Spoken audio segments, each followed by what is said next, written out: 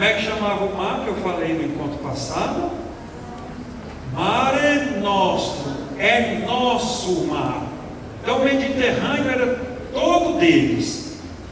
Mas ainda assim, eles andavam as regiões, e as regiões tinham as suas cidades principais. Jerusalém, a outra principal era Damasco. Olha só para onde Paulo estava indo, para Damasco. A outra principal era Antioquia. Então São Paulo está indo para os grandes centros. Ele que veio de Tarso, né? Lembrando que ele veio de Tarso, que tinha se tornado, veio de Tarso para Jerusalém, um grande centro helenista, exatamente como o estoicismo. E São Paulo Tarso queria se tornar tão grande quanto Alexandria, Atenas e Roma. São Paulo andou isso aqui tudo,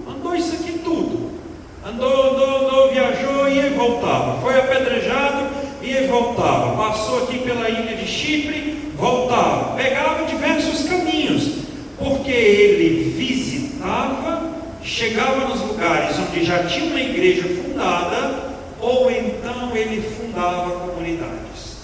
Teve um lugar que ele, em Derbe e em Listra, nas cidades ali da Galácia, de Antioquia da Pisídia, mais embaixo, na região de Antioquia, na região da Pisídia, e lá fica do lado da Galácia, tem uma cidadezinha chamada Antioquia, por isso Antioquia da Pisídia. Lá abaixo de Antioquia da Pisídia, ele fez algumas curas e milagres, e aí começaram a chamar eles Paulo de acho que o Barnabé de Apolo e Paulo de um deus lá, de Júpiter. E aí eles começaram a dizer assim: os deuses desceram entre nós. São Paulo dá um pulo e fala: não, sou de carne e osso como vocês, não entenderam nada do que eu vim falar? Eles pegam eles e apedrejam, né? Apedrejam São Paulo e apedrejam Barnabé. Então olha só a experiência dele, andou, e cada vez que ele ia nesses lugares, encontrava uma igreja já estabelecida. Antioquia da Síria, Atos 11, 26 seguintes, foi ali a primeira vez que os cristãos foram chamados de cristãos. Cada vez que ele ia nesses lugares, ele também olhava a cultura deles. Lembra de São Paulo quando ele desceu em Atenas, que ele vai pregar no Areópago, nesse lugar aqui, onde está lá em Atos 17, ele fala, ele observou, então ele começava a observar essas coisas e levava as experiências de uma igreja para outra. Veja como Deus foi pedagógico, porque quando ele chegasse em Roma, ele já tinha visto tudo quanto é bagaceira do império. Olha como Deus foi sábio. A gente precisa ser sábio também, de respeitar os processos. Eu fui padre lá no seminário, me lembro que na época que tinham seminaristas meio afoitos, né? Então eles já queriam usar a batina antes do tempo, usar o clésima antes do tempo. Estava começando no seminário, queria enforcar no pescoço ou no corpo as vestes sagradas, pulando etapas. Tem que saber esperar, porque quem é muito afoito, já ouviram o ditado, o apressado come cru. Eram os primeiros, quando ordenava o padre, de largar a batina ou de largar o clésima.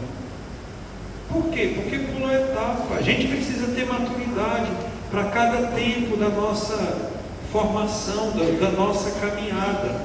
Então Deus foi com muita paciência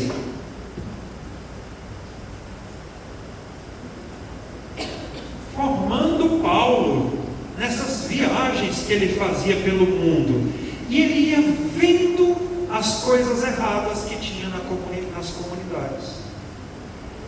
E ao perceber que ele via as coisas erradas em algum lugar, ou quando ele tinha passado por lá e recebia alguma notícia de que tinha algo errado naquela comunidade, então ele saía escrevendo. Escreveu aos Tessalonicenses, escreveu na cidade de Filipópolis aos Filipenses, escreveu na região da Galácia, escreveu em Éfeso. Então, observe, essas cidades são todas litorâneas, com exceção de uma ou outra. Até que São Paulo desceu, eu falei para vocês no encontro passado, numa cidadezinha que ficava aqui, é chamada de cidade cosmopolita. O que quer dizer isso? Vou dar um exemplo, vocês vão entender. Vocês acham Brasília uma cidade grande? Sim. É uma cidade grande. Em comparação com Formosa, Brasília é uma cidade gigante, né? Nem se compara. Mas o que é Brasília perto de São Paulo? Brasília é uma roça perto de São Paulo. Então o que a gente costuma dizer?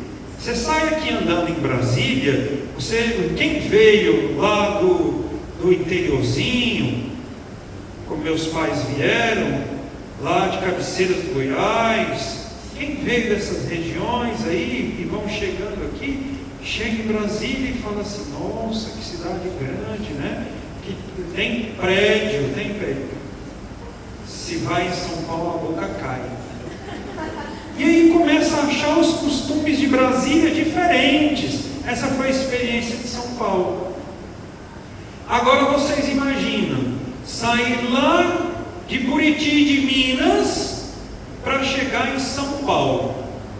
Essa foi a experiência do próprio São Paulo, rodando o mundo, quando ele chega na cidade de Corinto, que ficava na beira do mar. Cidades portuárias. O que eu estou dizendo para vocês? São Paulo não era bobo, ele está fazendo um itinerário. Depois de andar a Ásia Menor, Éfeso era portuária, de pegar essas cidades todas aqui nos portos, porque era fácil ir e voltar saindo dos portos, e que nos portos a notícia se espalha mais rápido. Até que ele chega a uma cidade cosmopolita, a uma cidade com costumes totalmente diferentes de Unai, de Buriti de Minas, de Cabeceiras do Goiás. Ele chega em São Paulo, né? Ele chega lá na cidade de São Paulo, na Manhattan daquela época. E aí ele vê cada comportamento. Lembra que eu falei no encontro passado para vocês que ele estava andando aqui pela Macedônia, quando de repente ele olha para a necessidade de Jerusalém e ele fala assim: vamos fazer uma coleta. Que até hoje essa coleta está presente na igreja. Eu disse qual dia? Sexta-feira Santa é a coleta em prol de Jerusalém, dos lugares santos. Quem começou essa bendita dessa coleta foi São Paulo, quando ele estava passando pela Macedônia, em região da Acaia. Acaia, indo para Acaia, é exatamente esse território aqui de Atenas, ou indo ou voltando, de Atenas e Corinto. E quando São Paulo passeava por Corinto, ele viu muita coisa. Você sabe o que é você estar lá no interior de Buriti de Minas e de repente você chega em São Paulo, você começa a ver certas coisas na rua, você começa a ver certas coisas indo ao templo, certos acontecimentos, e São Paulo fez assim: valha-me Deus, minha Nossa Senhora. Então ele escreveu não só uma, mas 2 cartas aos Coríntios, né? E aí nessas cartas aos Coríntios, São Paulo está aprendendo aquilo que ele já tinha recebido do judaísmo e de educação grega de sua região.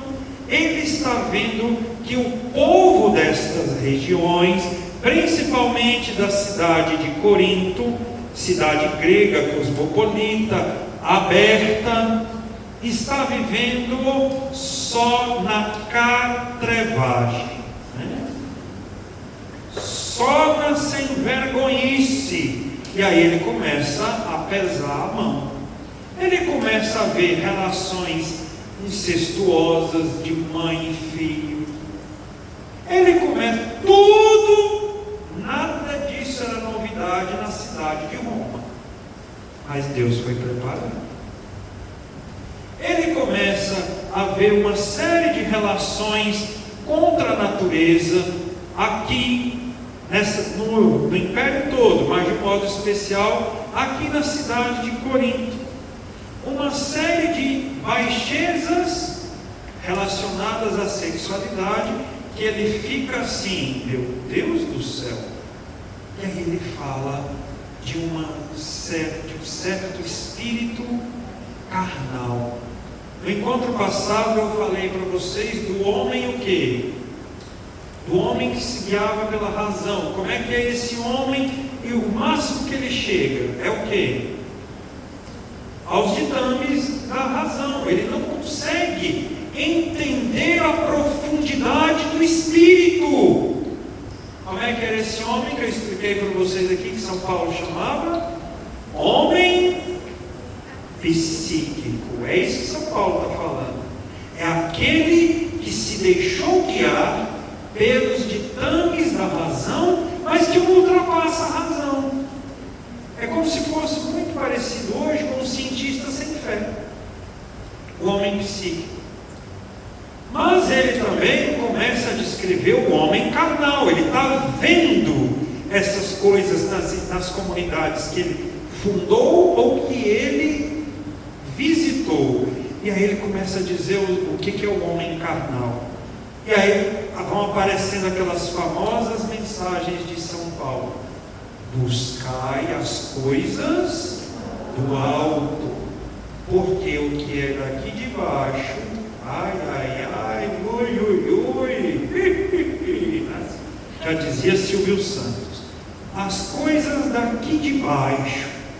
E aí quando ele está falando das coisas daqui de baixo, ele começa então a elencar essas coisas daqui de baixo e faz um alerta: cuidado, porque quem semeia na carne é da carne, quem semeia no espírito, este sim chegou a conhecer a profundidade das coisas de Deus.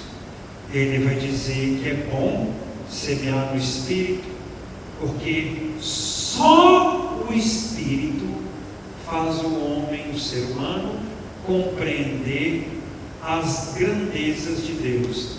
Ele vai dizer assim: quem nos revelou qual a largura, qual o comprimento, qual a profundidade do amor de Deus e do seu Espírito?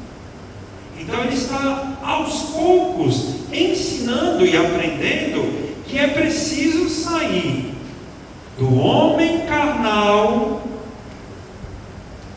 todo dia. Lembra que isso é bem doutrina paulina: matar o homem velho, o homem carnal, abandonar aí a ideia do homem psíquico. É muito bom psíquico quem chega aqui, mas não necessariamente você tem que se tornar um cientista para encontrar a Deus. O que você precisa fazer é almejar as coisas do alto, ao homem novo, à estatura de Cristo, novo Adão. Então, do homem carnal você pode se converter em homem espiritual, ou você pode simplesmente parar no meio do caminho. O que eu estou querendo dizer para vocês? vai estudar a Bíblia, vai entender todos os mistérios, mas não vai conseguir passar de um bom estudante. Então, Bíblia, você compreende Bíblia não só rezando, não só estudando. É preciso não ser apenas um estudante, porque senão você não passa disso aqui, de um homem psíquico, você não passa de um fariseu, de uma pessoa que sabe falar bem da lei. Aspirai às coisas celestes.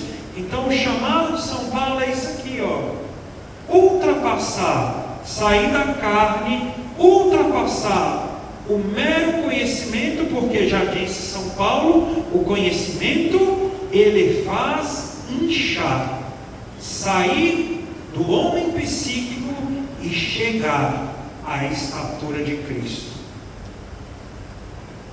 Lembram de várias vezes ele falar isso, até que Cristo se forme em nós. Ou quantas vezes ele fala isso de outra forma? Tende em vós os mesmos sentimentos de Cristo. Quando São Paulo fala isso, ele está dizendo a todas as igrejas por onde ele passou, principalmente as igrejas de Filípolis, de Tessália, Tessalonicenses e de Corinto, principalmente a essa aqui, onde tinha muita bagaceira, catrevagem, era um cabaré de cego essa cidade. São Paulo está dizendo assim: tende em vós os mesmos sentimentos de Cristo. É preciso matar o homem velho, é preciso semear no espírito e não na carne, porque quem semeia na carne vai colher. Como é que ele fala disso? A carne, quem semeia na carne, semeia para incorruptibilidade. O que ele está dizendo? Vai morrer. Vai morrer. Agora, quem semeia no Espírito, então São Paulo está levando as pessoas, de um modo muito didático, a entender esse processo aqui. Deixar o homem carnal para o homem espiritual. E não se enganar pela vaidade. Qual a vaidade? Eu já sei, eu já cheguei aonde tinha que chegar. Você não passará de um douto ou de um sábio não, de um esclarecido nas Sagradas Escrituras. Repito, Bíblia se faz com oração, é com a chamada Léxio Divina, é com a chamada perscrutação da palavra, é com aquilo que nós falamos no primeiro dia, olhando as Sagradas Escrituras no sentido literal e no sentido espiritual. Onde é que eu vou aprender as coisas mais profundas do sentido espiritual? Exatamente olhando o alegórico, o moral, o anagógico. Mas quem que fala disso? Os padres da igreja. Mas de que me adianta conhecer todos os mistérios se eu não tiver exatamente aquilo que é aqui o fundamental: amor a Deus, né? Em primeiro lugar, amor a Deus. Sem esse amor a Deus, sem essa caridade que informa e transforma, eu não saio do homem psíquico e ainda posso cair de novo no homem carnal. Então esse é um itinerário espiritual que a gente precisa entender. Se eu ignoro as Escrituras, eu ignoro ao Cristo. Mas isso não quer dizer, então, que agora eu tenho que enterrar a cara e estudar a Bíblia, para que eu possa me chegar próximo de Cristo. Você vai ter que enterrar a cara e estudar, mas se você não se achegar primeiro próximo a Cristo, você se tornará um vaidoso filho da mãe, né? Um homem psíquico que não passa de um grauzinho melhor do homem carnal, mas você continua sendo aqui o homem velho de Adão, e não passa a estatura do homem novo. É preciso aspirar às coisas do alto. Compreendido? Chegando na cidade da cachorrada, quando ele viajava, ele escrevia desejando que essa cidade da cachorrada se convertesse. Fez o seu caminho aqui para o leste, e o extremo oriente, quem fez o caminho aqui para o extremo oriente? Os outros apóstolos. Os outros apóstolos percorreram essas regiões aqui. Paulo vai percorrer aqui para o ocidente, e ele deseja chegar até os confins, Espanha. E quando ele vai fazer a sua viagem para a Espanha, ele diz que ele quer ir à Espanha e dar um pulinho aqui em Roma. Isso não vai ser possível. Quando ele está na sua última viagem, ou viagem do cativeiro, quando ele já está preso, ele vai passeando por aqui, e ele ainda fala: é melhor a gente não ir, é melhor a gente não ir. E ele vai para a cidade, para a terrazinha de Malta. E se vocês olharem os Atos dos Apóstolos, vocês vão ver uma coisa que Paulo insiste várias vezes. Ele fala que na terra de Malta, ele era náufrago, indo para a prisão. Ele foi recebido, ele usa uma palavra que é espetacular, com humanidade. Ele é grato constantemente, porque ele foi tratado como gente. Gente, isso não é nada mais, nada menos que a boa educação que ele recebeu lá no judaísmo, que diz que a hospitalidade é algo sagrado. Isso ele recebeu lá no judaísmo. Então a gente vai aprendendo todo esse comportamento paulino. Ele é uma pedagogia de Deus, que vai vendo Paulo crescendo até chegar onde ele queria. Tem um determinado momento que Paulo está desanimado. Você pensa que você nunca vai desanimar na sua caminhada? Você pensa que você nunca vai esmorecer? Não. Esse é o chamado momento de crise. Paulo entrou em crise. Paulo brigou com os irmãos, Paulo brigou com João Marcos, brigou com Barnabé. Tem momentos de crise na caminhada. E nesses momentos de crise, tem horas que bate um cansaço. Mas a crise não serve para te destruir. A crise, ela serve, acima de tudo, para te repropor. Está com o casamento em crise, separa. Não. Casamento está em crise, é hora de sentar e de dizer assim: tem alguma coisa que não vai bem, algo que não vai bem aqui, tem algum repolho mal cheiroso no reino da Dinamarca, né? Tem algo que não vai bem aqui. Então, nesses momentos de crise, a gente precisa se repropor. Minha vocação não está bem, vou largar. Não está bem porque tem que parar para se reencontrar na caminhada, se reencontrar nos processos. Eu não estou bem na minha vida espiritual. Não está bem, calma, freia e veja por que é que não está bem, até ficar bem, porque estava vindo bem, de repente ficou ruim. Então tem que se repropor, e Paulo passou por isso. Tem um momento que ele está lá, cabisbaixo, esmorecido, convicto, mas ele está cansado. E aí o Senhor chega, olha só, né? O Senhor chega, encosta nele e o acorda, e diz assim: tenha fé, tenha confiança. Você precisa estar resistente, porque as pessoas, você precisa saber o quanto ainda você vai sofrer pelo meu Evangelho. né? Se alguém estiver esperando ser animado por Deus nas crises, viu?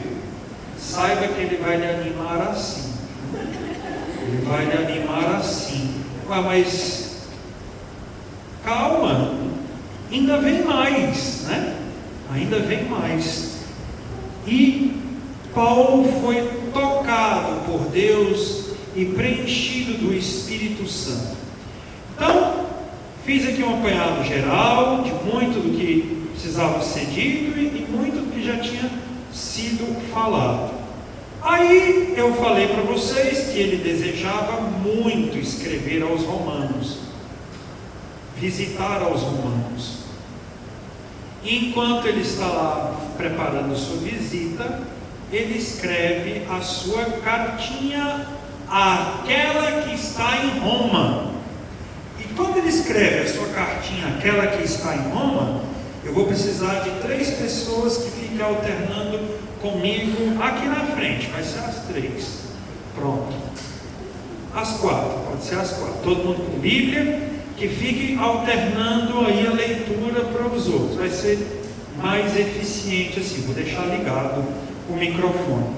Vamos olhar aí o capítulo 1, versículo 4. Lê a carta aos Romanos. Lê aí o capítulo 1, versículo 1 até o versículo 4. Vai lá. Capítulo 1, versículo 1 até o versículo 4. Romanos 1, 1 a 4. Achou, pode ler. Uma das meninas que estão com o microfone.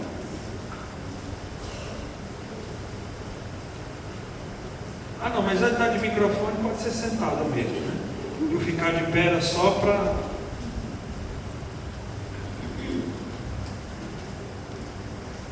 Paulo, servo de Cristo Jesus. Essa parte a gente já explicou, já passamos.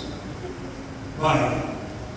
Que ele já tinha prometido por meio dos seus profetas nas Sagradas Escrituras, e que diz respeito a seu filho, nascido da estirpe de Davi, segundo a carne, estabelecido Filho de Deus com poder por sua ressurreição dos mortos, segundo o Espírito de santidade, Jesus Cristo nosso Senhor. Pronto. Jesus Cristo, quem? Nosso Senhor. A palavra Senhor, quando você vai lá no Antigo Testamento, ela é Elohim. Elohim. Sabe o que significa Elohim? Elohim, isso aqui é importantíssimo, viu? Elohim no Antigo Testamento é o Senhor. Mas no Antigo Testamento, na língua, presta atenção, esse im aqui é como se em hebraico fosse assim. Eu sei que não existe cavala, né? Mas existe uma equa, mas é como se em hebraico fosse assim. Cavalo, cavala, cavalos, cavalas. Não tem cavalo, né, em português. Cavalo, égua, cavalos, éguas. Cavalo, cavalas. Então, em hebraico, quando você coloca esse im aqui,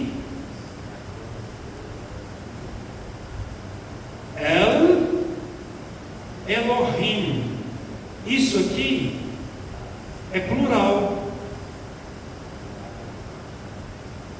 Então, toda vez que aparece o nome do Senhor em hebraico no Antigo Testamento, é um só Senhor, mas é plural. Captou a mensagem? Captou a mensagem?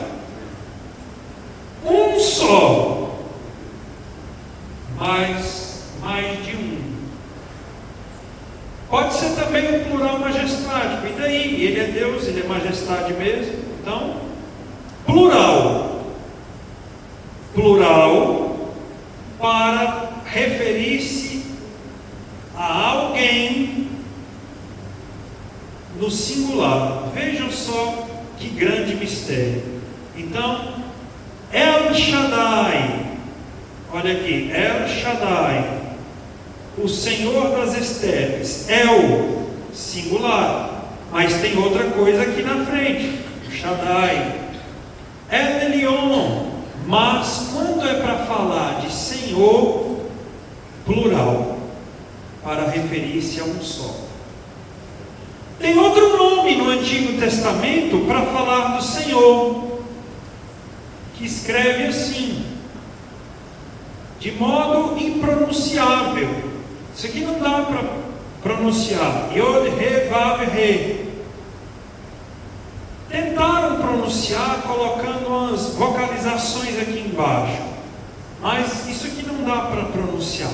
Sai algo parecido com Javé, ou Yavé, né? Vou colocar aqui do jeito que a gente acha, né? Y, Re, W, Re.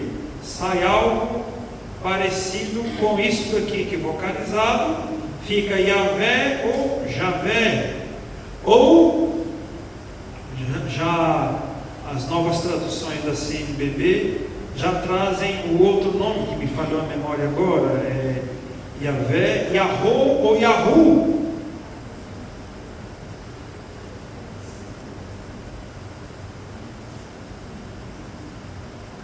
Yahu, tanto faz, não vocaliza mesmo. Não vocaliza mesmo. Toda vez que no Antigo Testamento esse nomezinho aqui aparece, na hora foi escrito em hebraico. Na hora de traduzir para os gregos colocam assim, ó.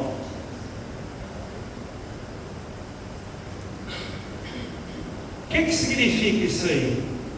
É aquilo que você, é a única parte da missa que é em grego. Kyrie. Kyrie, no caso ali, Kyrios, né? Então, o nome Javé no Antigo Testamento, o nome sagrado, impronunciável de Deus, que Deus revelou a Moisés em Êxodo 3,14, este nome que não tem correspondência no Antigo Testamento, quando saiu do hebraico traduzido para o grego, ele foi chamado de Senhor, Kyrios, Senhor. Adivinha só, vocês já leram aí, Novo Testamento foi escrito em que língua? Que língua? Nunca. Grego. Adivinha só, quando São Paulo vai falar das pessoas da Trindade, quando ele se refere ao Pai,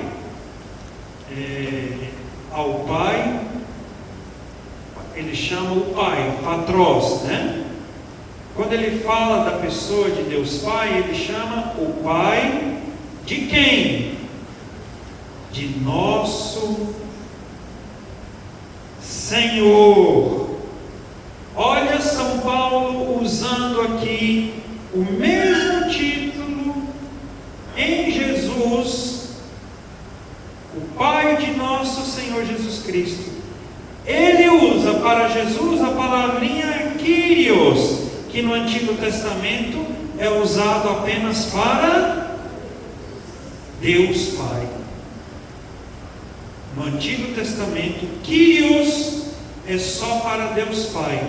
No Novo Testamento, ele diz assim: já que o Senhor tem um Pai, que é Deus, então eu vou chamar o Senhor de Senhor, que é Deus. Entenderam?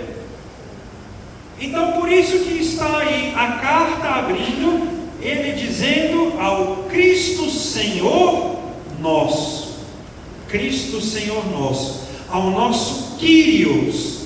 Versículo 5, leia aí para mim, versículo 5, quem está com o microfone. Por quem recebemos a graça e a missão de pregar para louvor do seu nome. Ele recebeu a missão de pregar para o louvor de seu nome. Qual o nome? O nome do Kyrios, que agora tem rosto humano. Qual é o nome? Jesus Cristo.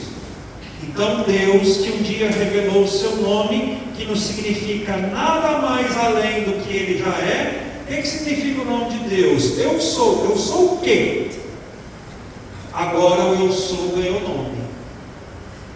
Jesus Cristo é o seu nome.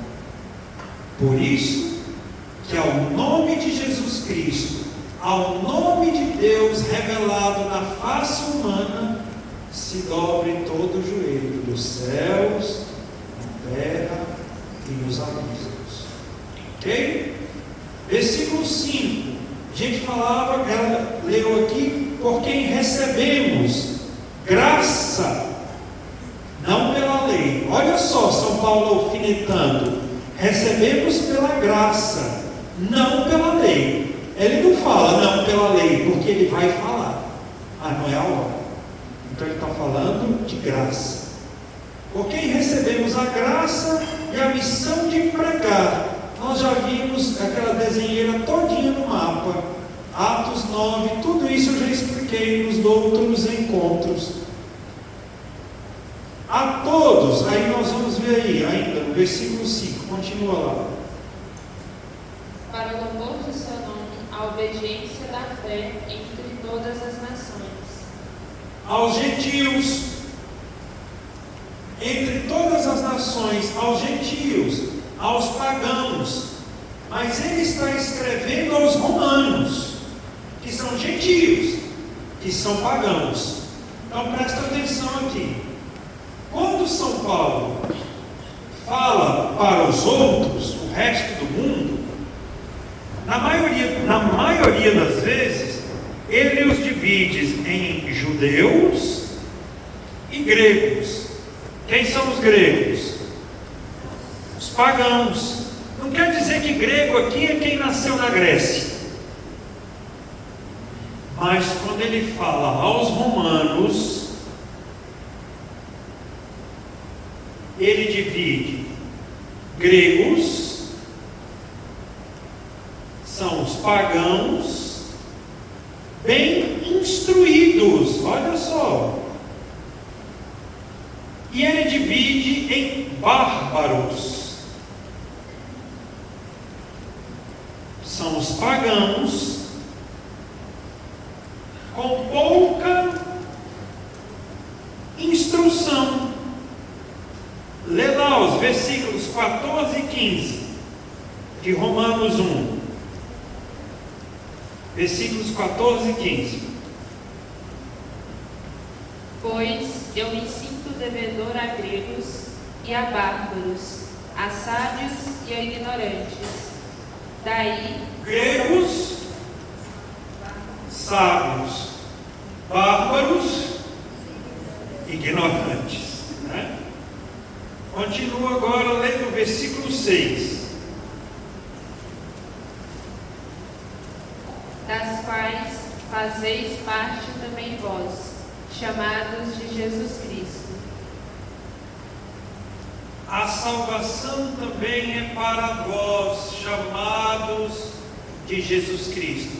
Vós quem? Ele está escrevendo aos romanos. E os romanos, a verdadeira vontade dele está lá. Os romanos, nós temos gregos e bárbaros, mas nós também temos entre eles judeus. Então São Paulo, ele não abandonou, ele sabe da missão dele, mas ele sabe que tem judeus espalhados no mundo grego. Ele está dizendo assim: tudo bem que o meu irmão Pedro foi falar e os outros apóstolos aos judeus que estão para a banda de lá, mas eu vim aqui para falar aos gregos, mas também vim para falar aos judeus que estão no mundo grego, que estão no Império Romano e que precisam, e eles têm o direito, primeiro eles, de ouvir a promessa. Se vão se perder por escolha própria, aí já é cada qual o seu cada coisa, mas eles precisam, eles que estão afastados lá da Judéia, eles, os nossos irmãos judeus que aqui estão, precisam saber que a salvação vem de Jesus. Por que ele está falando isso? Porque os judeus espalhados no mundo e em contato com os gregos, com os pagãos, afirmavam que a salvação acontecia pelo quê? Era pelo sangue de Jesus? Não. Eles afirmavam que a salvação acontecia pela obediência a quem? A quem? A lei. Você é salvo se você anda na linha. E aí São Paulo vai chegar assim e vai dizer, sabe o quê? Cuidado, porque quem anda na linha o trem pega. Em outras palavras, é isso que ele vai dizer. Então, não é andar na linha que te salva, é andar em Jesus Cristo que te salva.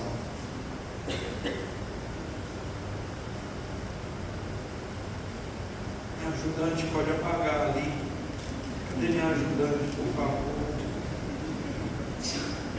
Então, agora, para continuar na carta aos Romanos, é preciso entender o tema profundo da carta aos Romanos. Então, eu começo dizendo para vocês o que eu falei lá no primeiro curso, lá no primeiro encontro. Nós sempre acreditamos na fé católica que a salvação se dá por nosso Senhor Jesus Cristo por meio da justificação. O que é isso, justificação? E essa justificação se dá pela fé e obras. E sempre foi assim. Fé e obras. Então a nossa salvação se manifesta na fé e nas obras. Um monge agostiniano, cheio de problemas com a castidade, cheio de problemas com a obediência, porque ele queria ver a reforma da igreja, queria ver um monte de coisas na igreja mudar. Ora, São Francisco também queria, mas fez na obediência. Mas esse monge agostiniano, da mesma ordem do Papa atual, disse assim: eu vou reformar a igreja.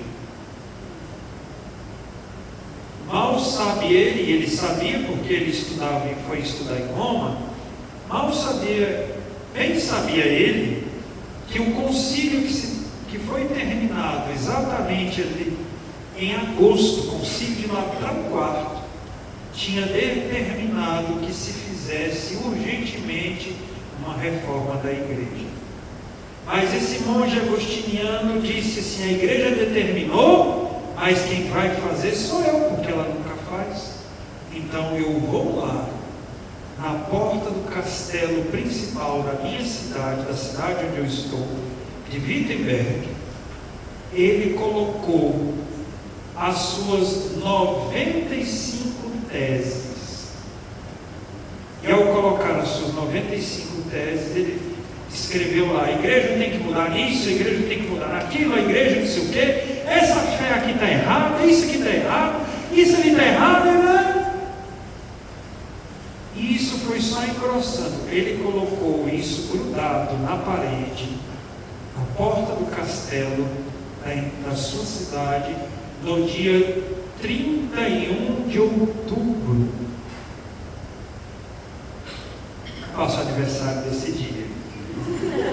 No dia 31 de outubro. Por que ele escolheu o dia 31 de outubro? Se alguém me disser que é porque é o dia das bruxas, eu dou um tiro. Não existia dia das bruxas. Não existia dia das bruxas. Por que ele foi escolher a data do 31 de outubro para colocar as suas teses para fazer a reforma da igreja? Quando a igreja já disse que ia fazer a reforma. Por quê? Porque o dia 1º de novembro é o dia de Todos os Santos. É dia de preceito, a cidade está cheia. Ele foi lá e colocou na porta do castelo, que dava acesso à igreja principal às suas ideias. E como se chamava este monge agostiniano? Lutero. Dentre os diversos escritos dele, que eu não vou me lembrar agora, só para deixar claro, ele se casou com uma freira. Ele tinha sérios problemas com esse negócio de castidade e celibato. Tanto é que ele não conseguiu viver e aboliu o sacramento da ordem. Ele vai dizer, não precisa de sacerdote. Ele foi abolindo os sacramentos. Ele se casou com uma senhorita que era irmã. Então, assim, tudo que foi, enfim, não vou entrar nas particularidades morais de Lutero, que tem livro para isso, vocês vão lá e procurem. Mas o que eu quero deixar bem claro aqui é que em uma coisa, nas suas teses, ele levantou e disse assim, entre das diversas coisas que ele arvorava para si, ele buscava, a partir da carta aos Romanos, uma leitura em que ele vai dizer assim, então as obras não são necessárias. Olha o perigo que dá de você ler a Bíblia pegando versículo isolado. Então, lendo a carta aos Romanos, ele disse assim, pelo que eu entendi, esse é o problema. Esses dias alguém me chegou dizendo alguma coisa lá, porque o Espírito Santo me disse, e é ao contrário que a igreja diz. Aí eu perguntei assim, mas o Espírito Santo te disse mesmo o contrário do que ele vem dizendo há 2000 anos para a igreja? Será que é o Espírito Santo? Tomem cuidado. E se você é uma das pessoas que escuta o Espírito Santo, Deus falando com você toda hora, tome cuidado. Deus não fala assim toda hora, por mais ungido que você seja. Que Espírito Santo, maldito é este que vai dizer o que o Espírito Santo de Deus já disse em toda a igreja, ao longo de toda a história. Que espírito contraditório é esse? Esse espírito aí está dizendo o que a igreja já disse, mas está dizendo o contrário. E o que ela vem afirmando em 2000 anos, mas você agora recebeu uma iluminação do Pai, né? E você vai dizer a novidade do que o Espírito Santo vem dizendo o contrário há 2000 anos. Cuidado. Não estou dizendo que você não possa ter experiências de oração, mas que as suas experiências de oração serão genuínas e verdadeiras, se em primeiro lugar ela não for contrária ao que o Espírito Santo já vem de modo genuíno e verdadeiro afirmando há 2000 anos. Então você não é a bala que matou o Kennedy. Tem algum problema é com você, não é com o Espírito Santo que revelou os 2000 anos ao longo da igreja. Tem alguma coisa errada. Cuidado, porque o Senhor me falou por meio de uma mensagem em sonho, porque o Senhor me falou por meio que eu ouvi uma voz, eu tinha certeza que era o Espírito Santo. Olha, depois de aproximadamente 16 anos de sacerdócio, ouvindo as pessoas dizendo que Deus falou, na maior parte das vezes a gente encontra cada absurdo. O Espírito Santo me mandou casar com não sei quem. Pode saber que vai dar merda. Esse tipo de coisa que o Espírito Santo está me mandando casar. Vendo o padre José Eduardo esses dias, ele falava, né, que um jovem chegou para ele, depois de anos de namoro, o jovem chegou para ele e disse assim, eu namoro há tanto tempo, estou noivo, vou casar, mas o Espírito Santo está me colocando uma inquietude no coração. porque eu conheci uma outra. E eu conheci essa outra, eu estou inclinado, eu estou achando que é ela que Deus colocou na minha vida. Aí o padre virou e falou assim: meu filho, Deus não trabalha contra você não. Deus é caminho certo e reto. Você não está vendo? Os caminhos do Senhor são sempre retos. Você está fazendo certo até agora. Aparece uma apaixonite, uma imaturidade na sua vida, e aí você vai dizer assim: não, a pessoa que Deus escolheu para a minha vida é aquela, não é essa daqui que você caminhou e que você já fez o que a igreja pede, que é a experiência de namoro. Vai dar merda. E aí o jovem caiu em si e diz que imediatamente: Padre, meu coração está em paz. Voltou, casou e está bem.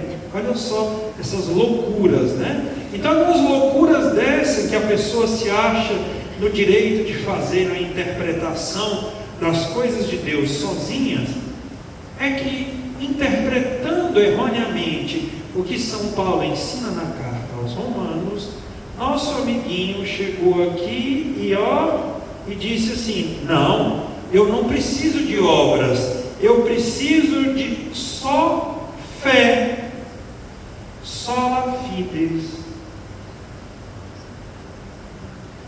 Somente a fé me basta, e não as obras, para a justificação. Então vamos estudar para saber se é somente a fé. Primeira coisa, vamos estudar, né? Adão e Eva. Como é que foram criados Adão e Eva? Adão e Eva foram criados, vamos dizer aqui, falando a partir de nosso Senhor Jesus Cristo. Nosso Senhor Jesus Cristo, verdadeiro Deus, verdadeiro homem, tinha pecado? Sim ou não? Hã? Quase que eu pensei que tinha alguma dúvida aí, né? Pensei assim: bom, sua Santíssima Mãe tinha pecado? Então, tanto Nosso Senhor como Nossa Senhora, Nosso Senhor gerado do Pai, segundo a eternidade, e gerado da Mãe, segundo a humanidade, gerado do Pai, segundo a divindade, e gerado da Mãe, segundo a humanidade. Segundo a humanidade, Nosso Senhor, se Ele não tinha pecado, Ele era imaculado ou não? O que é mácula? Mancha. Mancha do pecado. Quando eu digo que alguém é imaculado, eu estou dizendo que ele não tem a mancha do pecado. Recapitulando, perguntando de novo: nosso Senhor Jesus Cristo era imaculado ou não? Sim. Glória a Deus, né? Glória a Deus. Entenderam então o que é ser imaculado? Adão é Nossa Senhora, Santíssima Mãe. Ela é imaculada ou não? Sim. Adão e Eva foram criados imaculados ou não? Sim. Sim. Eles são o primeiro casal de imaculados. Alô? Primeiro casal, Adão, Eva, imaculados. Quem ainda ficou em dúvida, então não entendeu o que significa a palavra imaculado. Imaculados, sem Adão e Eva foram criados no pecado ou na graça? Na graça. Então foram criados imaculados. Olha só que no início da história da salvação eu tenho um casal. Agora, na plenitude da história da salvação, eu também tenho um casal. O novo Adão e a nova Eva. Ambos são imaculados. Olha só, o novo Adão e a nova Eva, o antigo Adão e a antiga Eva. Então esse pessoalzinho aqui, eles foram criados sem pecado e sem mancha, imaculados. O que significa dizer que sem pecado e sem mancha, eles Adão e Eva, além de ser sem pecado e sem manchas, eles foram criados eles, ao serem criados imaculados, eles receberam de Deus a santidade. Como que eles receberam de Deus a santidade? Recebendo de Deus a justiça. E aqui a gente precisa entender o que é justiça. Dikaiosine. O que é justiça? Justiça significa dar a cada qual o que é seu.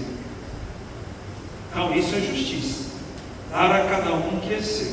Pensa junto comigo. Deus, Ele é santo? Não. Ele é santo, santo, santo.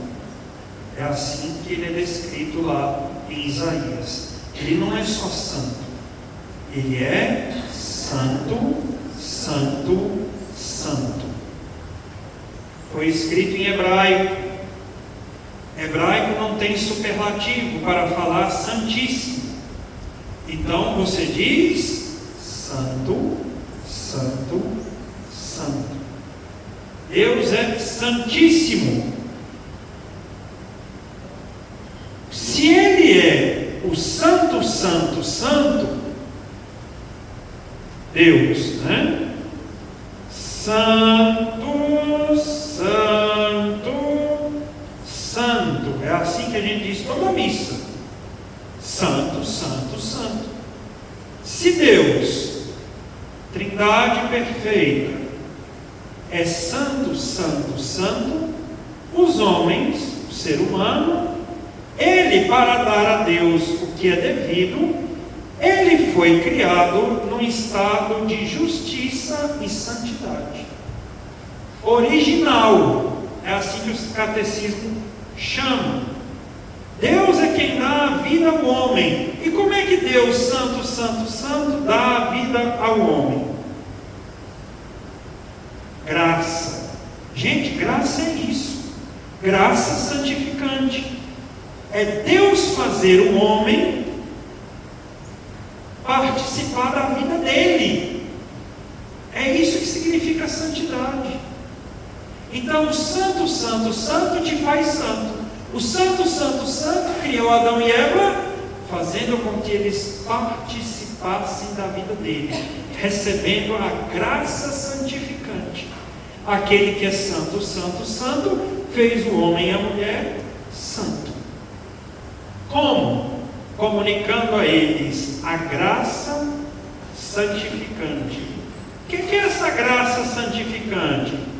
Participar da vida divina. O que significa isso? Significa que ao participar da vida divina, você recebeu pela graça santificante uma coisa chamada filiação. Então, ao receber, tornar-se participante da vida de Deus, Adão e Eva imaculados, eles receberam de Deus a graça santificante que os tornava aí membros da família de Deus. Que bonito! Só que isso se opera não porque o homem merece.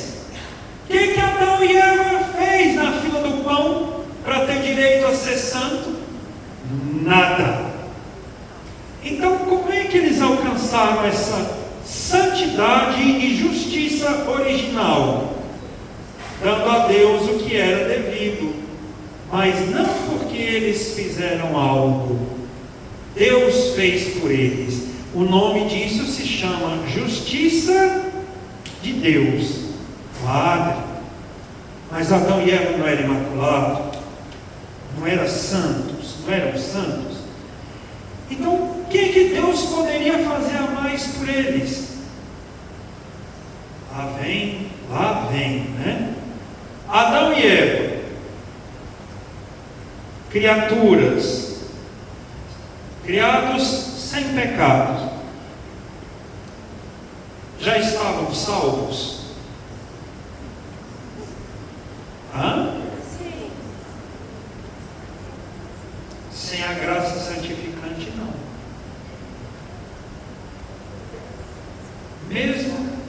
graça santificante, eles não estão salvos. Por quê? Porque eles só estão numa mesma condição natural. Então, a primeira salvação de Deus na humanidade foi salvar o homem da própria condição natural. Lembra que eu falei do homem psíquico? Lembra que eu falei daquele que fica apenas na condição da sua própria natureza?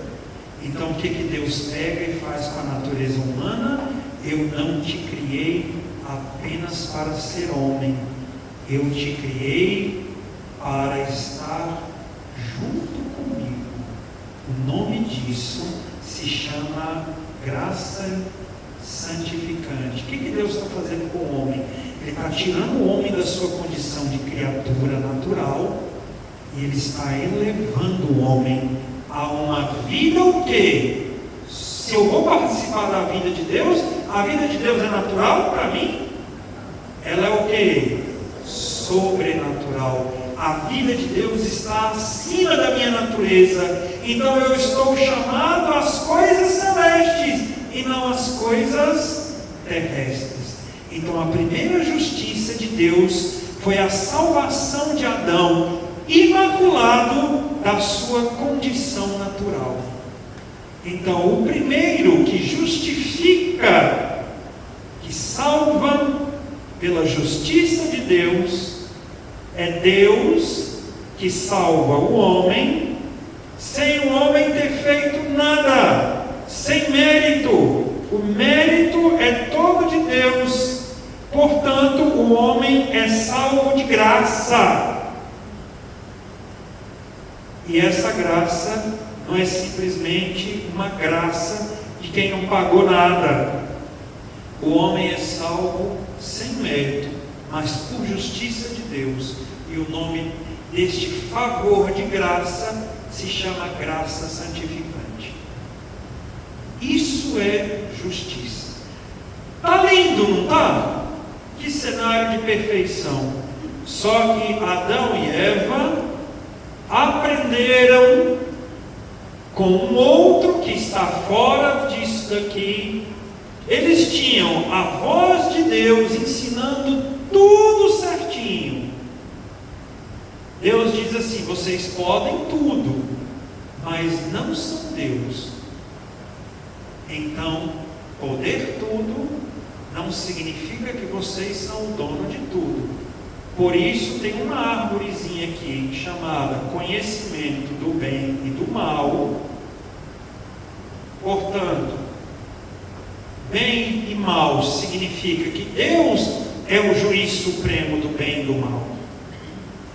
Ao comer dessa árvore, ao arvorar para si, é assim que a gente usa um termo, arvorou para si, tomou para si o direito de dizer o que é o bem e o mal. O homem está se fazendo, querendo, se fazer Deus. E essa foi a mentira daquela cobra desgraçada, quando Deus diz assim: o dia que você começar a dizer para si mesmo que eu sou autônomo e eu mando na minha liberdade, vós morrereis, porque você é livre, porque eu te dei a oportunidade de ser livre, eu te fiz livre, eu te constituí livre. Mas a bendita da cobra, o que ela disse, o que eu falei lá no primeiro dia do curso? Pega a palavra de Deus e distorce com mentira. Vós, Deus sabe que o dia que comerdes, vós não morrereis. Preferiu ouvir a voz de Deus ou a voz do diabo? A serpente enganadora. É por isso que Jesus chama ele de mentiroso. Está lá em João. Mentiroso desde o princípio, porque ensinou, mentiu para o homem, chama ele de homicida, e ensinou não só o homem a mentir, que já é pecado, o diabo ensinou o homem a pecar. Então ele perdeu a justiça, ele perdeu a justiça de Deus, ele perdeu essa salvação da sua condição natural. Por que ele perdeu a justiça original? O que ele perdeu? O que a justiça de Deus deu ao homem? Graça santificante. Quando o homem peca, o homem diz assim para Deus: não quero a sua vida, eu quero a mim mesmo. Então, todo pecado não é nada mais, nada menos que uma escolha por si mesmo, é o egoísmo. É uma escolha por si mesmo. E aí o homem escolhe a sua vida do que a vida santificante de Deus. E ao fazer isso, ele perdeu a santidade e a justiça original, que era este Deus, favor de Deus, de elevar o homem. Mas não abandonando o homem ao poder da morte, eles foram os primeiros que nos jogaram em todos os males, mas também foram os primeiros a ouvir uma promessa de Deus. E aí Deus vai dizer assim: nossa, cagaram, né? Eu vou limpar, mas dessa vez eu vou limpar e vou botar talquinho, né? Então Deus diz assim, faz lá a promessa de redenção, mas o homem em pecado, não por seu mérito, perdeu a graça, perdeu a justiça e a santidade original de Deus. Portanto, agora, o homem de justo, ou seja, inocente, agora se tornou injusto e pecador, por sua própria escolha. Portanto, ele perdeu a justiça, ele agora é um pecador. Ele precisa, para ser salvo por Deus, da justiça de Deus. Então, esse receber a justiça de Deus é o que a gente chama de justificação. Justificação. O que é a justificação? É você ser absolvido, é você receber o perdão de Deus, é você passar do estado de pecador ao estado de inocente. É isso a justificação. E quem opera a justificação? Quem? Deus. É Deus, sem mérito seu, que te faz passar do estado de pecador ao estado de santo, porque Ele é santo, santo, santo. Ele é quem te dá a santidade que você chutou. E aí vem a justificação. Ela acontece como? O judeu, ele aprendeu que a justificação, ela se dava pela lei.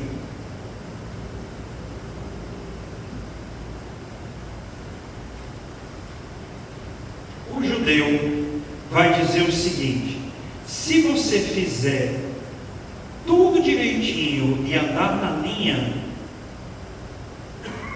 então a salvação vem pela obediência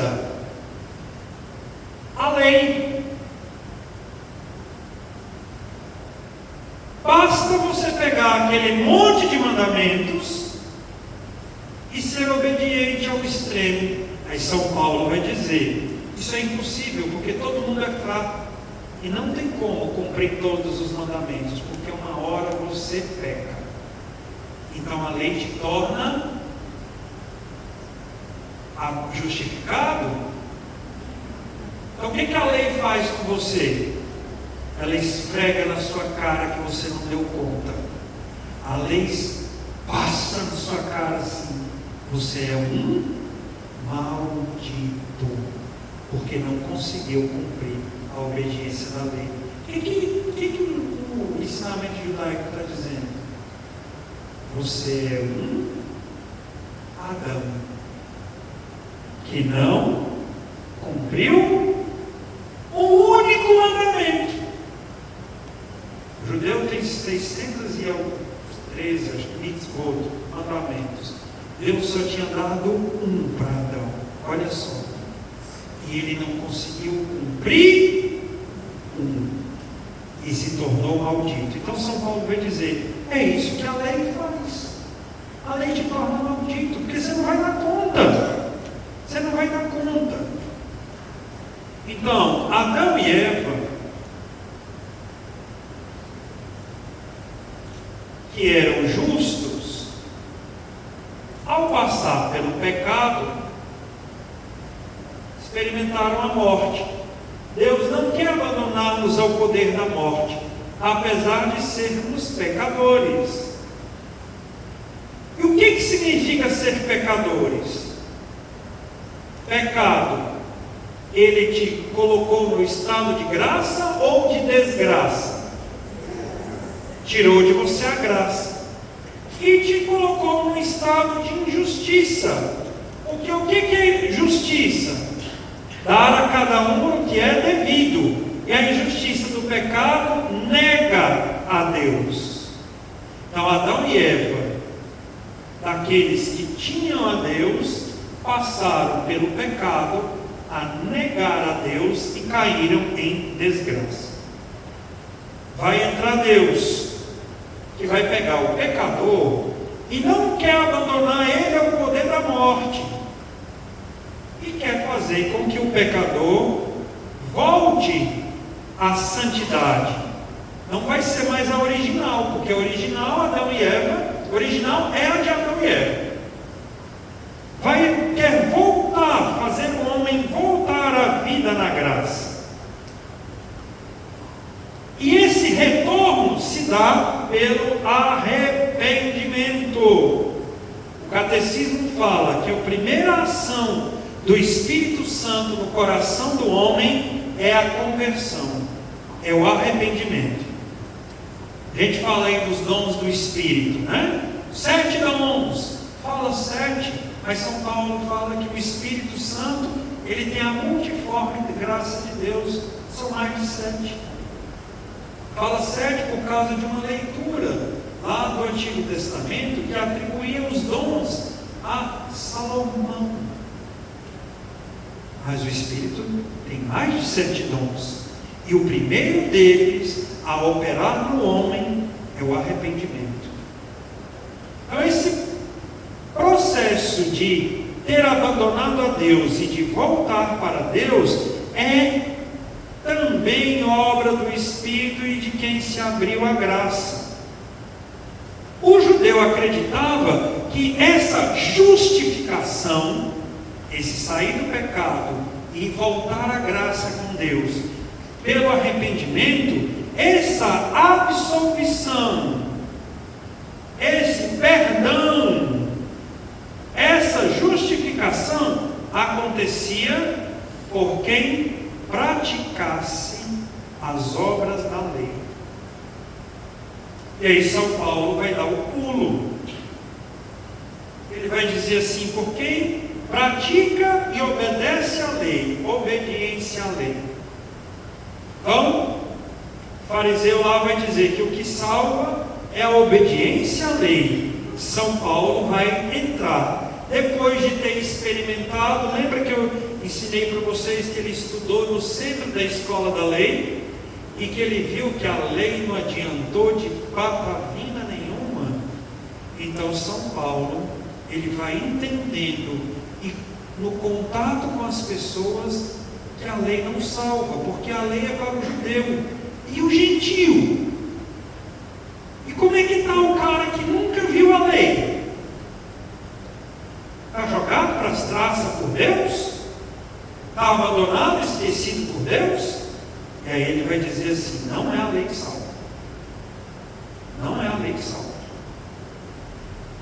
Vamos ver isso para dizer que eu estou dizendo. Romanos 3, 9 a 19. Romanos 3, 9 a 19. Uma das meninas aí com o microfone, leia por favor. Romanos 3, 9 a 19. Que diremos, pois? Será que nós, judeus, levamos alguma vantagem? De modo algum. De fato, já denunciamos que todos, judeus e gregos, estão sob o domínio do pecado. Como está escrito: não há justo, nem mesmo um só. Não há quem seja sensato. Não há quem busque a Deus. Todos se desviaram. Degeneraram todos juntos. Não há ninguém que faça o bem, nem mesmo um só. Um sepulcro aberto, sua garganta. Suas línguas sempre a enganar. Sob seus lábios, veneno de víbora. Sua boca é cheia de imprecações e amargor. Velozes são seus pés para derramar sangue. Seus caminhos são cobertos de ruína e desgraça. Desconheceram o caminho da paz. Diante de seus olhos não existe temor de Deus. Ora, sabemos que tudo quanto diz a lei, ela o diz para os que a ela estão sujeitos. Para o judeu. Assim, toda boca se cala e todo mundo se reconhece culpado diante de Deus. Pode continuar. Até o 20. Porquanto ninguém será justificado diante dele pela prática da lei, pois a lei dá apenas o conhecimento do pecado. Prática da lei. Quando eu quero dizer prática, eu estou querendo dizer ação, agir segundo a lei. Quando eu quero dizer o agir segundo alguma coisa, ou praticar alguma coisa, em grego aparece uma palavrinha. Ver se eu acho. Eu esqueci, mas é ergon. Ergon. O que é ergonometria mesmo? Hã? Vamos procurar aí. Ergonometria. Ergonometria.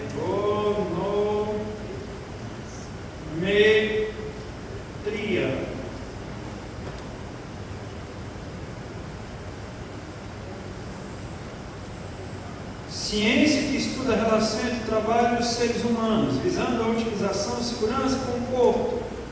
O termo pode ser teste ergométrico. Tem a ver com esforço físico. Tem a ver com o quê? Trabalho. Obra.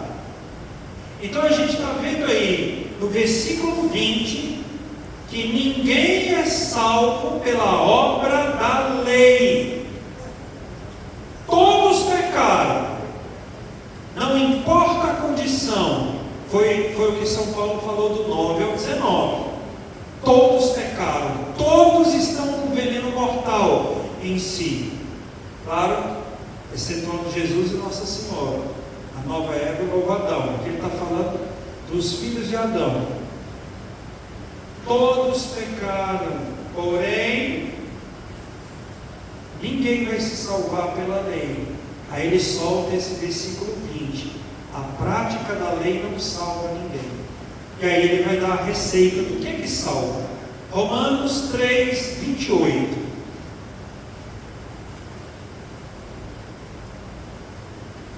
Próximo aí, dê a outra aí, com o microfone. Porquanto nós sustentamos que o homem é justificado pela fé, sem a prática da lei.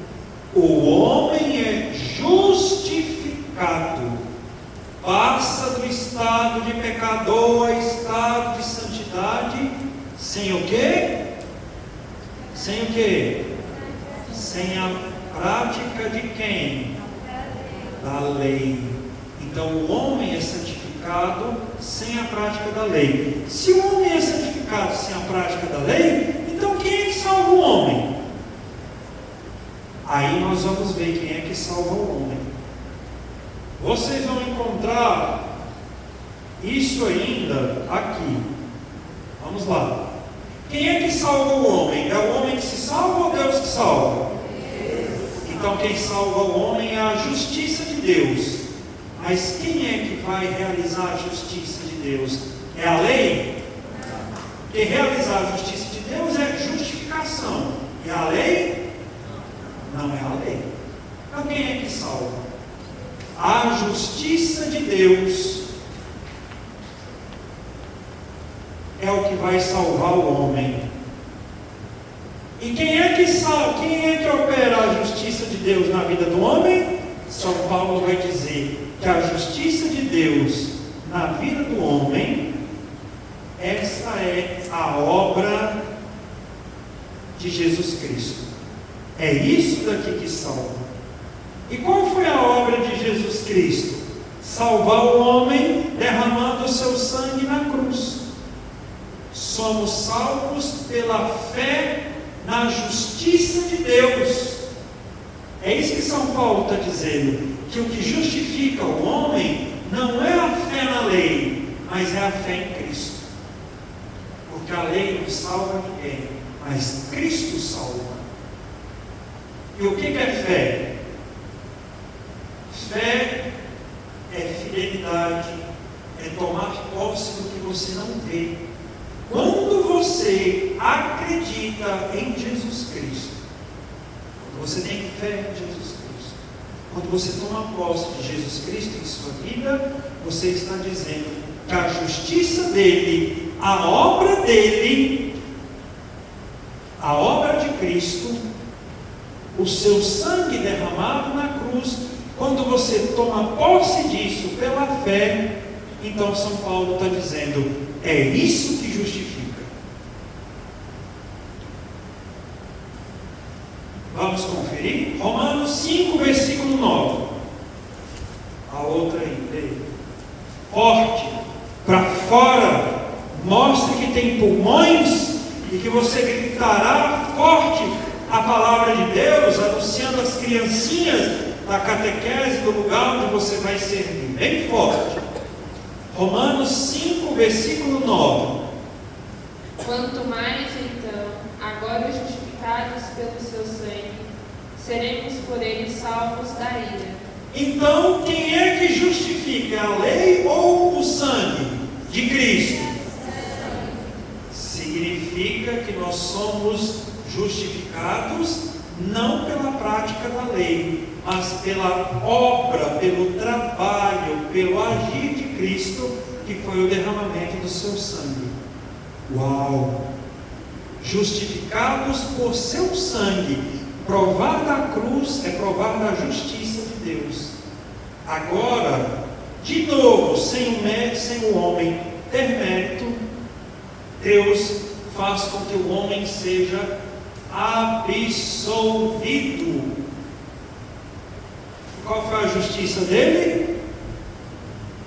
Isso a gente encontra muito nas cartas de São Paulo. A justiça de Deus para o mundo é a sua cruz.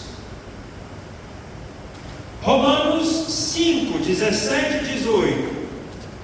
Forte, pulmões latejantes.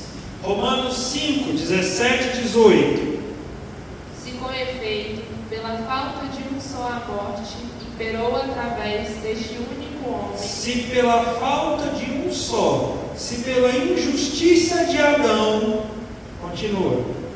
Muito mais os que recebem a abundância da graça e do dom da justiça reinarão na vida por meio de um só. Se pela injustiça de Adão toda a humanidade foi condenada, muito mais agora temos de nos gloriar, porque pela justiça da obra de Cristo, o homem é salvo. E aí ele começa a dar um monte de exemplos, que não é a lei que justifica, é a fé. E ele vai dizer que Abraão, ele vai pegar, por isso a carta de São Paulo aos Romanos fala muito de Abraão, por isso que Abraão é chamado de pai na fé. O que significa ser o pai na fé? Ele foi o primeiro, depois de Adão, a ser justificado na fé. Já viram como Abraão é chamado na Bíblia? Justo. Como José é chamado na Bíblia? Justo. Porque foram justificados. Olha só, olha o exemplo que São Paulo dá aí. Ele pega aí, Abraão, quem é Abraão? O ser humano. Um ser humano qualquer, um homem justo. Essa justiça de Abraão foi pela lei ou pela fé? Abraão foi circuncidado, ele é circunciso, mas a circuncisão em Abraão, ela veio depois da fé dele, depois da aliança dele. Então não é porque você é um circunciso que você está salvo. Não é porque você é um circunciso que você fica obrigado, porque a lei é que manda circuncidar. Abraão encontrou-se com Deus primeiro na fé. Abraão, sai da tua terra, porque eu vou te dar um lugar de salvação. E Abraão aceitou, tomou posse na fé. Esse selo da fé, aí é onde entra a circuncisão. A circuncisão para o judeu era só um sinal, não é a circuncisão que leva à fé, mas a fé que salvou era marcada como sinal da circuncisão. É o contrário. Eu não sou salvo porque fui lá e me tornei devedor da lei. Porque eu sou salvo é que a lei se fez realidade na minha vida. É diferente. Pai Abraão, porque foi o primeiro a acreditar na fé. Vamos ver o que fala. Romanos 4,13. Já estamos encerrando, né? Romanos 4,13. O que diz? De fato, não foi mediante a lei que se fez a promessa a Abraão, ou a sua descendência, de ser o herdeiro do mundo, mas por meio da justiça da fé. Olha só! Não havia lei para Abraão. Romanos 5, 1, 2.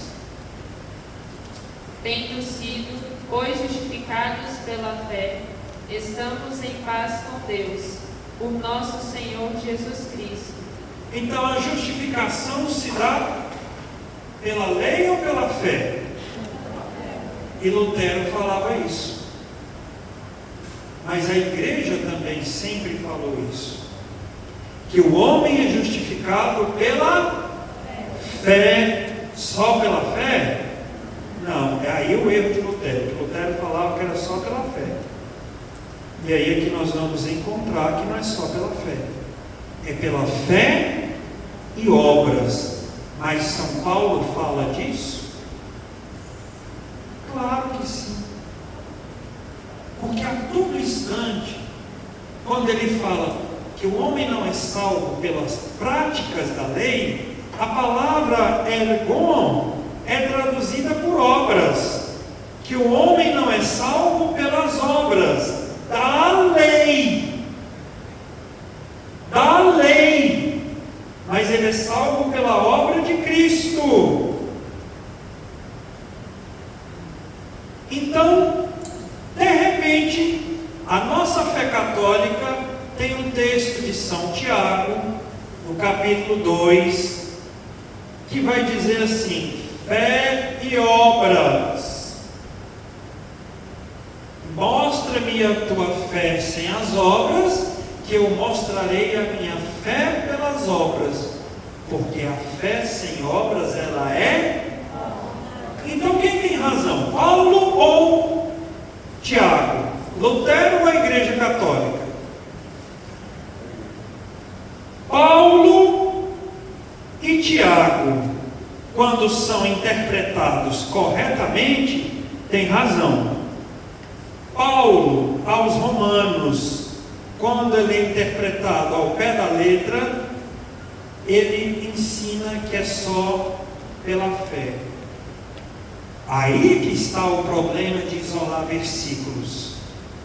Porque nós vamos aprender que São Paulo, quando fala de fé, ele não está falando de uma fé passiva. Eu creio.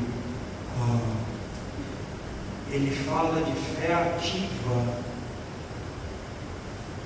Não basta só dizer que Jesus é o Senhor. Não basta só dizer que você acredita no Senhor.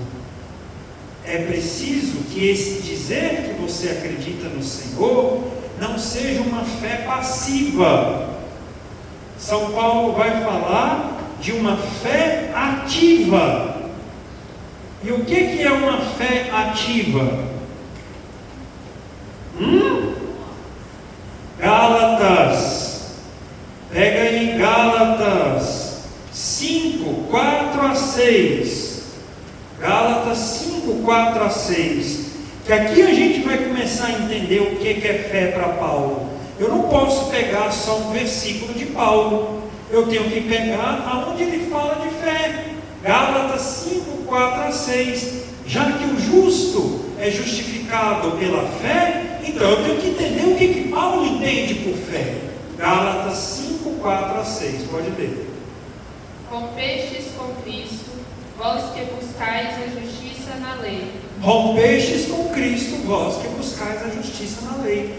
Você está lascado se você acha que a salvação vem da lei. Continua. Caístes fora da graça. Nós, com efeito, aguardamos no Espírito a presença da justiça, que vem da fé. Pois, em Cristo Jesus, nem a circuncisão tem valor, nem a incircuncisão. É tudo que eu me expliquei até agora. Vai, continua. Mas apenas a fé agindo pela caridade. Eita! Só tem valor fé agindo, agir. Obras, trabalho, ergon, não o ergonomon, não as obras da lei, mas a fé pisteia agindo pela ergon, pela caridade. Então, só tem valor para São Paulo não a fé que diz eu creio em Jesus, mas uma fé que mostra que crê pela caridade. O catecismo já fala disso. O catecismo diz que a caridade é a forma de todas as virtudes. Então, só tem valor a fé agindo pela caridade. Gálatas 5, 4 a 6. Vamos ver isso em outra passagem. Tessalonicenses, 2 Tessalonicenses 1:11. Aqui está falando de uma fé que age pela caridade. 2 Tessalonicenses 1:11. Leia lá. Pulmões fortes.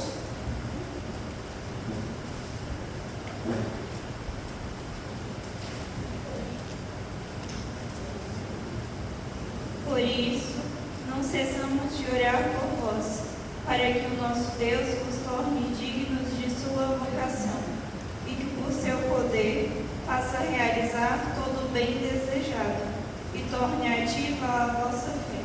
Fé ativa. Paulo já falou em Gálatas 4, 5, 6 o que é uma fé ativa. É uma fé com obras. Está dizendo a mesma coisa para quem interpreta os versículos juntos. Está dizendo a mesma coisa que Tiago.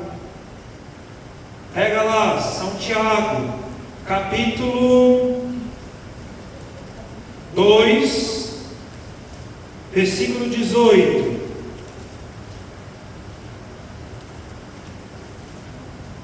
Tiago 2, versículo 18.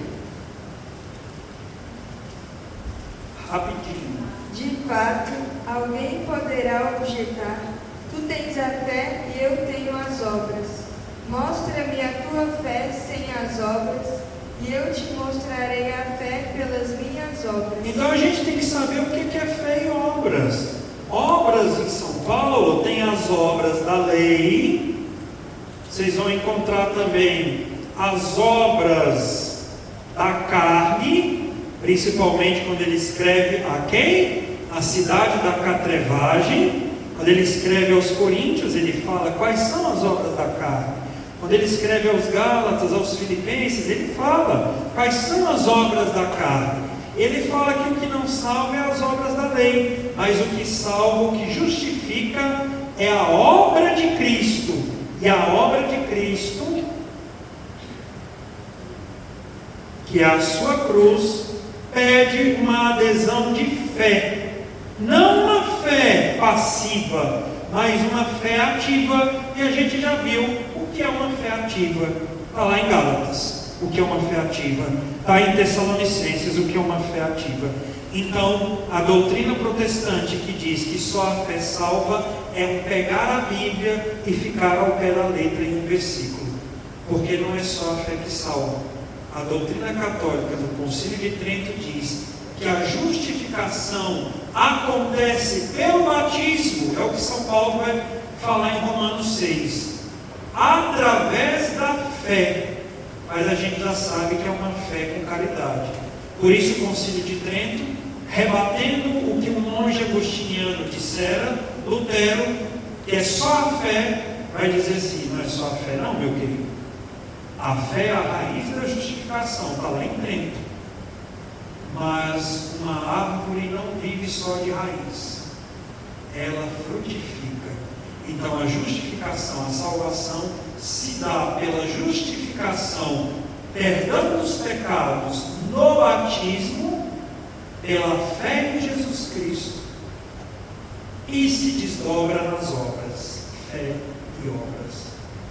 Esta é a doutrina católica, esta é a doutrina de Paulo, esta é a doutrina de Tiago. Por hoje chega, né? Louvado seja nosso Senhor Jesus Cristo. Seja louvado. Vamos rezar? Alguma pergunta antes de rezar? Morre quem fizer uma pergunta essa hora da noite, né? Ave Maria, cheia de graça, o Senhor é convosco. Bendita sois vós entre as mulheres, bendito é o fruto do vosso ventre, Jesus. Santa Maria, Mãe de Deus, rogai por nós, pecadores, agora e na hora de nossa morte. Amém. O Léo vai ver aí, eu preciso de alguém para me levar, né? Eu moro pertinho, no barco, ele vai ver. O Senhor esteja convosco. Abençoe-vos Deus Todo-Poderoso, Pai, Filho e Espírito Santo. Fala porque o Senhor não vai de Uber, porque eu tenho medo. E de em paz o Senhor se acompanha.